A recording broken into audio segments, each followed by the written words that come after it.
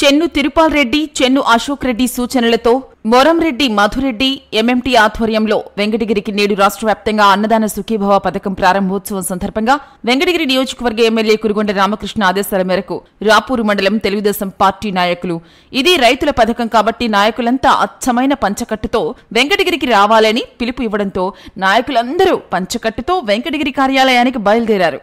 ఈ కార్యక్రమంలో గంగిశెట్టి వెంకటేశ్వర్లు, సమయం ప్రసాద్, చిలక ప్రసాద్ రెడ్డి, జీవీఆర్ వెంకటేశ్వర్లు, చాంద్ బాషా, కూకట పెంచలయ్య, సూర్యప్రకాష్ యాదవ్, మాలిపాటి వెంకటరమణారెడ్డి, నల్లవడ్ల భాస్కర్ రెడ్డి, కానగల పెంచలయ్య, సికిందర్, వలస చంద్ర, కోటూరుపాడు రమణయ్య తదితరులు పాల్గొన్నారు.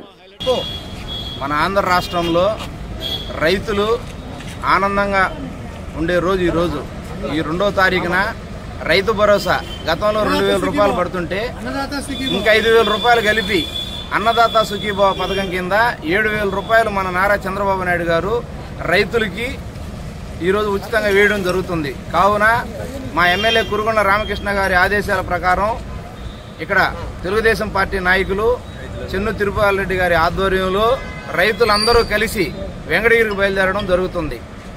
ఈ శుభ సందర్భంలో చంద్రబాబు నాయుడు గారికి, లోకేష్ గారికి, అలాగే మన కురుగొండ రామకృష్ణ గారికి రైతులందరి తరఫున ధన్యవాదాలు తెలుపుకుంటున్నాం.